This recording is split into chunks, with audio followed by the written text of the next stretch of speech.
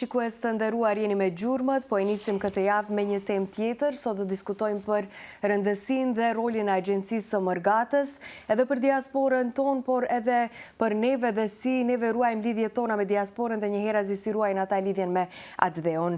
Ata kontribuojnë jo vetëm në aspektin ekonomik, por edhe në promovimin e kulturës, traditave, arsimit dhe imazhit të vendit në arenën ndërkombëtare. Në një kohë ku migrimi është një realitet, një pjesë e jona shumë e madhe, ka qenë prej kohësh, shtrojmë pyetje shumë të rëndësishme. Sa po i forcojmë neve urat e bashkëpunimit me Mërgatën, sa e përfshim brezin e ri të diasporës në iniciativat arsimore, kulturore, sportive dhe çfarë mbështetje po u ofrohen shoqatave shqiptare jashtë vendit. Do të flasim edhe për programet arsimore, për shkolla verore, për kampet sportive, regjistrimin e organizimin e shoqatave në diasporë, si dhe për planet afatgjata institucionale që synojnë një bashkëpunim më të strukturuar me diasporën tonë. Për të diskutuar mbi këto tema dhe për të deri tek ju më shumë informacione rreth angazhimeve dhe vizionit institucional të Agjencisë së Mërgatës, unë të kemi të ftuar zëvendës drejtorin e Agjencisë së Mërgatës, Fatlum Jusufin. Mirë se erdhët. Mirë se ju gjeta, faleminderit për ftesën, kënaqësia është ime të jem pjesë e misionit tuaj. Zotëri Jusufi, cili është misioni dhe roli kryesor i Agjencisë së Mërgatës në raport me diasporën shqiptare? Ne si Agjencioni Mërgatës, do me thonë, kujdesimi për ruajtjen e të drejtave të mërgjimtarëve tanë, veçanërisht të qytetarëve të Republikës Maqedonisë së Veriut që jetojnë jashtë dhe ju ndihmojmë për çfarë do lloj nevoje që kanë në aspekt institucional, ne mundohemi që t'u akrim shërbimet atyre. Cilat janë prioritetet aktuale të agjencisë për vitin 2026, pasi që më vecemi në këtë vit të ri? Për plan programi i agjencionit për vitin 2026, si që keni pa dhe më herët në për këto ditë të fundit, në për media, në për jetët sociale, është programi masimit online, janë kampet sportive, kampet verore të cilat i mbulon agjencioni. Kemi bashkëpunime dhe me shoqata dhe organizata të ndërkombëtarëve, po edhe të vendit. Pastaj kemi me organizata qeveritare, po jo edhe qeveritare. Kjo është plan programi për vitin 2026. Çfarë projekte konkrete keni realizuar gjatë periudhës së fundit për të forcuar lidhjet e Mërgatës me atë dheun?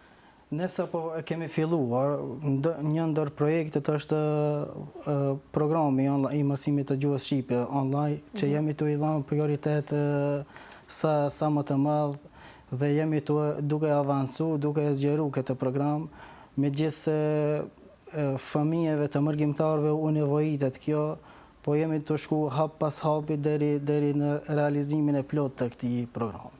Do të flasim pak më gjerësisht edhe më tutje pikërisht për këtë program, po cilat projekte kanë qenë disa që keni realizuar ndoshta gjatë vitit të kaluar, ose gjatë periudhës që kemi pas më shumë mërgjimtar, ju kanë parë më aktiv gjatë asaj periudhe të verës? Kemi pas bashkë me qeverien, jemi takuar dhe një ndër projektet ka qenë edhe kjo me të kthyer nga jashtë. Për të ndihmuar rreth bizneseve të tjera, rreth kërkesave, sepse ata kanë lënë dhe janë kthyer në vendlinje, kanë lënë diasporën dhe janë kthyer në vendlinje të tjera për të kontribuar për të hapur biznese e kështu me radhë. Kjo ndodh në bashkëpunim me qeverien. Mirë, po kemi projekte bashkëpunim me shoqatat, po ashtu edhe me komunat që ju ndihmojmë rreth çfarë do lloj nevoje që kanë ata. Ne si agjencion kemi bashkëpunim edhe me institucionet përkatëse në vend, siç është Ministria e Punëve të Brendshme, ku kemi bashkëpunim në pikat kufitare, pastaj kemi me Ministrinë e Arsimit, Fondin Pensional e kështu me radhë. Si vlerësoni bashkëpunimin e institucioneve vendore me komunitetet shqiptare që janë jashtë vendeve, pra në Mërgatë pikërisht? Po ne zakonisht jashtë vendeve mundohemi të ndihmojmë dhe të kemi një raport të mirëfillt, sidomos me ambasadat jashtë vendit dhe organizatat e mërgjimtarëve që janë jashtë vendit. A mban Agjencia e Mërgatës një regjistër zyrtar të shoqatave që i përmendet? Kemi rreth 700 shoqata, ku mund të them mbi 100 janë shqiptare. Si e vlerësoni bashkëpunimin tuaj me pikërisht me këto shoqata? Ata dua t'i falenderoj shkaku që japin kontributin më të madh dhe shprehin bashkëpunim dhe na japin ideja neve si agjencion. Une isha edhe në Zvicër ku zhvillo për festat e nëntorit, ku zhvilluam takime pothuajse të gjithë shoqatat e mërgjimtarëve dhe unë u dërgoha mirë njohje atyre për kontributin e dhënë ndaj atë dheut të tyre. Para se të vazhdojmë tutje, do të shkëputemi shumë shkurt për një hapësirë publicitare dhe rikthehemi përsëri në studio. Kur rikthyem përsëri në studio, do të vazhdojmë diskutimin ton për rëndësinë e Agjencisë së Mërgatës dhe Diasporës tonë. Zotri Jusufi, e përmendëm paraprakisht edhe programin e ri online për mësimin e gjuhës shqipe që u ofrohet diasporës pikërisht. Çfarë ju shtyu të iniconi një program të tillë për fëmijët në Mërgatë? Kjo nisi lindje si kërkesë vazhdueshme e mërgjimtarëve tanë, organizatave të mërgjimtarëve, shoqatave të mërgjimtarëve, dhe ne e pam të arsyeshme që ta avancojmë këtë program për shkak që vitin e kaluar me ekziston të mirë, po nuk ishte edhe aq i zgjeruar dhe i avancuar. Qëllimi im është që këtë program ta nismi dhe unë si zëvendës drejtori i Agjencionit Mërgatës kam përcjell një letër shkresë të gjithë shoqatave të mërgjimtarëve për krajen në këtë program dhe ata e kanë pritë shumë mirë dhe janë munduar të japin kontributin më të madh rreth kësaj. Po ashtu vlen të ceket se ne si agjencion kemi bërë edhe botimin e disa libra enkas për shoqatën për mërgjimtarët tanë, ku a dërgojmë nëpërmjet poste librat të cilat vlen të ceket është libër për fillestar, domethënë mësojmë alfabetin shqip dhe bazat e gramatikës. Këto u dërgojmë të gjithë shoqatave të mërgjimtarëve shqiptare që janë në diasporë. Pikërisht se duhet një plan program pak më i veçantë për ata që mësojnë atje, për shkak se është komplet e ndryshme nga ajo që bëjmë neve këtu në sistemin tonë. Sa e rëndësishme është ruajtja e gjuhës amtare për identitetin e fëmijëve që rriten jashtë, duke marrë parasysh që juve keni komunikim të vazhdueshëm edhe me diasporën? Ruajtja e gjuhës është, mund të them, themeli i identitetit kulturor. Fëmijët që jetojnë jashtë vendit përballen me asimilimin e tyre dhe ne si në bashkëpunim me shoqatat e mërgjimtarëve mundohemi ta ruajmë sa më shumë këtë për shkak se ruajtja e gjuhës është ruajtja e identitetit dhe historisë tonë. Dhe për ata ne kemi bën aq punë të madhe për t'i nxit fëmijët e mërgjimtarëve tanë që t'i ndjekin ligjëratat për gjuhën shqipe. Kur pritet të fillojë zyrtarisht ky program dhe si do të organizohet ai? Programi vetëm se ka filluar dhe mund të them ditën e shtunë e kishin orën e fundit për këtë javë. Programi zhvillohet çdo javë me nga 2 orë mësimore dhe përmes platformës Zoom, për shkak e kemi bërë këtë përmes platformës Zoom për shkak që t'ua lejojmë qasjen më të lirë nxënësve dhe mësimdhënësve. Për cilat grup mosha është i dedikuar ky program? Programi është i dedikuar për grup mosha të 6 deri në 15 vjeç, ku ati ndahen në grupe. Shembull, në përgrupe në nivele të ndryshme, ato që kanë ecë përpara janë më të avancuar me komunikim, me shkrim, lexim, po edhe këto fillestarët dhe ne i ndajmë në grupe. Kush i zhvillon mësimet? A janë profesionist nga vendi apo profesionist që i keni marrë shqiptar nga diaspora? Si shkon kjo procedurë? Ne si agjencion i Mërgatës, do me thonë, kemi bën organizimin e gjithë këtij procesi dhe në bashkëpunim me qendra gjuhësore këtu në Maqedoni, kemi angazhuar mësimdhënës të licencuar dhe profesionistë për të mësuar nxënësit e diasporës në gjuhën shqipe. Do të përfshi programi vetëm gjuhën shqipe apo ka edhe elemente tjerë, për shembull historinë e Shqipërisë ose elemente të tjera përveç gjuhës? Përveç gjuhës shqipe, kemi përfshi edhe elemente tjera kulturore, për shembull historinë, traditat tona shqiptare dhe kështu me radhë. Sa i madh ka qenë interesimi deri më tani nga familjet në Mërgat për këtë program? Mund të them që interesimi nuk është edhe në nivelin e dëshiruar, andaj për atë edhe u kanë bën thirrje të gjithë bashkëventasve tanë që jetojnë në Mërgat që të na përkrajnë rreth kësaj nisme. Dhe mundohemi maksimum që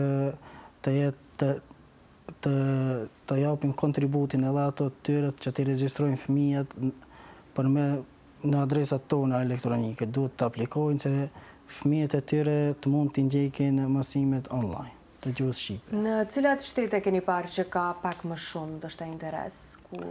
Zakonisht ne kemi prejk, mund të them, kemi prejk në të gjitha vendet në Europë, Amerikë, po interesimi më i madh është në Gjermani dhe Zvicër. Ata ku është edhe pjesa më e madhe shqiptare. Më shumë argjimtar. Ka bashkëpunim me shoqatat shqiptare apo institucionet arsimore që janë jashtë vendit? Kemi bashkëpunim shumë të mirë fillt me shoqatat e mërgjimtarëve, ku ato për çfarë do lloj nevoje neve maksimum na përkrajnë dhe japin kontributin e tyre rreth të gjitha projekteve që kemi ne si agjencion. Dhe gjithmonë mundohemi të bashkëpunojmë me shoqatat për çfarë do lloj nevoje që kanë në bazë të arsimit, kërkesave të tyre ose dokumentacioneve që kanë nevojë mërgjimtarët. Cilat kanë qenë disa prej sfidave më të mëdha në realizimin e këtij programi? Prej sfidave më të mëdha ka qenë një ndër pikat keq njoftimi i familjeve në diasporë dhe regjistrimi i nxënësve për shkak që ishte interesi paksa i dobët edhe për ata e nisëm këtë platformë ta zgjerojmë që sa më shumë nxënës të regjistrohen në programin tonë online. Neve kemi parë vazhdimisht që ka pas tentativa për të bërë programe, për të inkuadruar sadokudo diasporën dhe fëmijët, sidomos nga jashtë që e thatë edhe ju, janë prej rrezikut të asimilimit. Do të sigurohet disi cilësia dhe vazhdimësia e këtij programi në afat më të gjatë, jo të jetë diçka momentale dhe më pas të harrohet? Sa i përket nismës së kësaj, ne si agjencion kemi siguruar, të me thonë, këj program do të jetë në vazhdimësi dhe nuk do të ketë ndërprerje, sepse është një ndër pikat që jo vetëm në plan programin 2026, po do fokusohet dhe ka hinë fuqi që kjo është si elementi bazë i agjencionit që çdo vit ta kyçe këtë program online. Dhe kjo është një ndër pikat kryesore të agjencionit edhe mund të them lirisht që është i pandalshëm.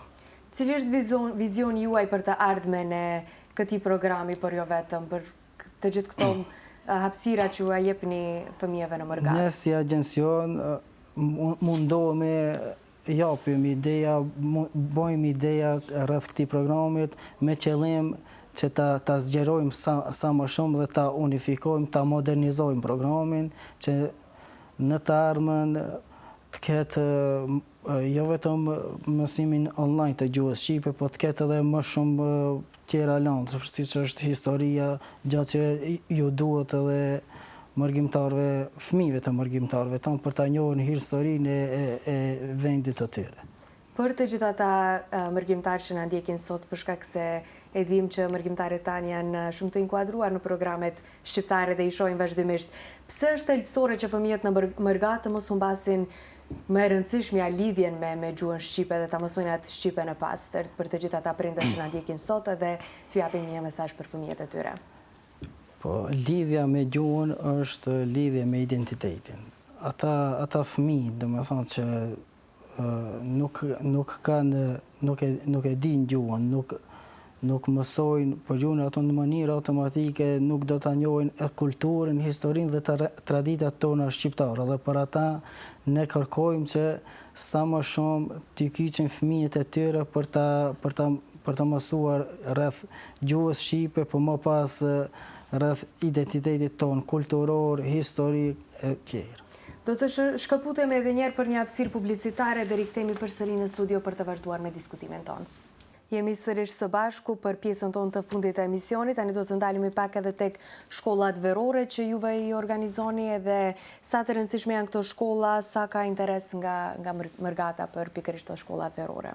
Shkollat verore zakonisht mbahen çdo verë në fund të korrikut apo në fillim të gushtit, ku ne si agjencioni mbulojmë të gjitha harxhimet dhe aty duhet bëhet regjistrimi i fëmijëve të cilët janë të interesuar të Mërgatës, që mos të keq kuptohemi se mund të regjistrohen edhe fëmijë të Maqedonisë. Edhe ne aty angazhojmë mësimdhënës që fëmijët e tyre i çojnë nëpër vendet historike tona, po edhe u mësojnë rreth historisë tonë, rreth vendit tonë, dhe aty ato qëndrojnë 1 deri 2 javë, ku të gjitha këto shpenzimet i mbulon agjencioni i Mërgatës. Ku organizohen zakonisht këto aktivitete? Zakonisht organizohen në Ohër, në qytetin e Ohrit. Sa pjesëmarrës pranoni çdo vit? Afërsisht deri me 50. 45-50, ashtu është. Nga cilat shtete ka pasur më shumë interes apo njësoj sikur edhe për programet online për mësimin e gjuhës shqipe, Zvicra, Gjermania, vendet ku kemi më shumë? Ato për shkollat verore është një numër jo i konsideroshëm i mirë. Aty më shumë pala maqedone aplikojnë, pala jonë pak më ndrish, ato mund të them që kemi deri me 5 nxënës të shqiptarë. Do shta edhe mungon informimi i duhur edhe është e rëndësishme që nëpërmjet platformave të tregoni për këto aktivitetet të rëndësishme, që besoj që të gjithë familjet shqiptare që janë në Mërgat nuk do të hezitonin për t'i sjellë fëmijët. A planifikoni zgjerimin e shkollave verore në vitet e ardhshme?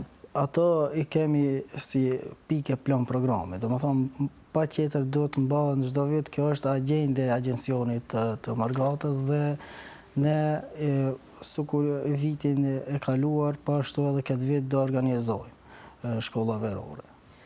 Sa i përket dhe kampeve sportive, mi keni përmendur që janë një pjesë tjetër shumë e rëndësishme që nëpërmjet sportit edhe nëpërmjet kulturës ti bashkoni fëmijët shqiptar të Mërgatës ti sillni këtu.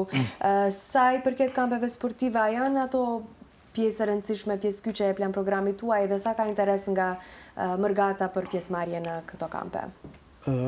Për kampet sportive, një sikur shkollat verore, ashtu edhe kampet sportive mbahen në qytetin e Ohrit dhe aty ne kemi angazhuar trajner special edhe mjek për kujdesin e tyre dhe zakonisht aty miren me sporte të ndryshme, për shembull futboll, basketball, po edhe not, se kjo është edhe në qytetin e Ohrit, për ata dhe kemi siguru, edhe këto njëjtë sikur të kampet verore, edhe sikur të shkollat sportive, edhe të kampet verore, i mbulojmë ne si agjencioni Mërgatës dhe kisha dashur edhe për kampet, ta shfrytëzoj rastin, edhe për kampet verore, edhe për shkollat t'i ftoj të gjithë Mërgatën, sidomos shqiptarët që të kyçen, të regjistrohen, pasi që shpenzimet u mbulon agjencioni i Mërgatës.